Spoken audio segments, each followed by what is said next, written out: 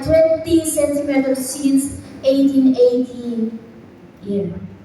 You can imagine the green line is also melting that caused the sea level risen. Extreme weather events we watch in the news, TV news, YouTube, in any newspaper, there are floods, hurricanes, thunderstorms, so many events of extreme weather and the loss of biodiversity. Why it matters? In human lives, it impacts health. There are many problems for human health, food security, water availability, and economies globally. Inequities for low-income communities suffer disproportionately despite contributing the least to emission. I will explain this more deeper later. The urgency, the world is already experiencing severe consequences and the clock is ticking to mitigate its effects. Romania, Yes? please be mindful that we also have Indonesian teachers on site, so bilingual So, will okay. be recommended. Alright, so we're talking in bilingual. It's gonna be yes. Okay, now time to bahasa. Perubahan iklim, Bapak Ibu, ini merupakan perubahan yang jangka panjang disebabkan oleh kenaikan suhu bumi yang sekarang sudah 1,5 derajat Celcius setiap tahunnya dan juga pencairan gletser di Greenland sekarang sudah 20 cm permukaannya dibandingkan di tahun 1880.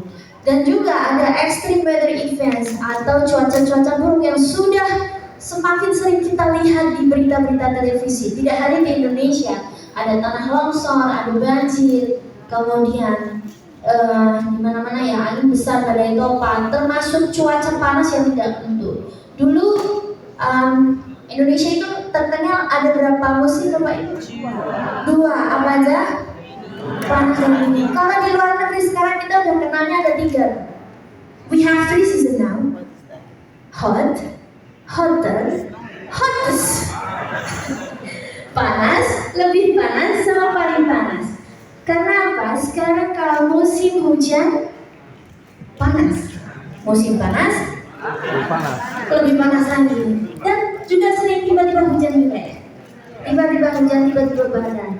Nah itulah salah satu contoh bukti nyata bahwa perubahan iklim itu nyata. Tidak hanya di conference saja ya, tapi ini nyata kita rasakan di hari-hari kita. Nah, kenapa itu penting? Karena topik climate change ini sangat berpengaruh sama kesehatan manusia. Tidak hanya kesehatan manusia, juga keamanan pangan, ketahanan pangan. Kemudian ada juga ketersediaan air di tempat kita. Karena bumi yang semakin panas, air di kandungan di dalam bumi akan semakin menguap. Oke? Yang pertama kali mendapat dampak dari perubahan iklim tadi adalah orang-orang, komunitas-komunitas yang termarginalkan, low income communities. Mereka yang paling dapat dampak dari perubahan iklim. Next. Why chemistry?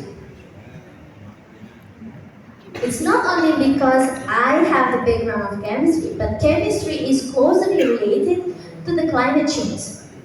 Chemistry's role in climate change, it explains, langsung ya bahasa Indonesia ya.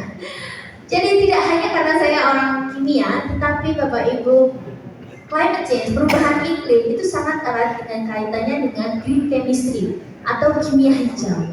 Kimia hijau itu ada 12 prinsip. Kalau kita pelajari, Bapak Ibu nanti bisa lihat. Di sini ada 12 prinsip green chemistry, 12 principles of green chemistry, prevention economy, less hazardous chemical synthesis, designing safer chemicals, safer solvents and auxiliaries, and so on. Then, the most important of 12 green chemistry principles, minimize waste, uses renewable resources, design non-toxic and energy efficient solution. Jadi, membahas prinsip green chemistry atau kimia hijau ini, yang paling penting erat kaitannya dengan perubahan iklim itu ada 3. Meminimalkan sampah, menggunakan bahan-bahan yang bisa diperbarui, kemudian mendesain yang tidak beracun, dan hemat energi. Apapun itu, baik itu inovasi maupun bahan-bahan yang kita pakai untuk sehari-hari.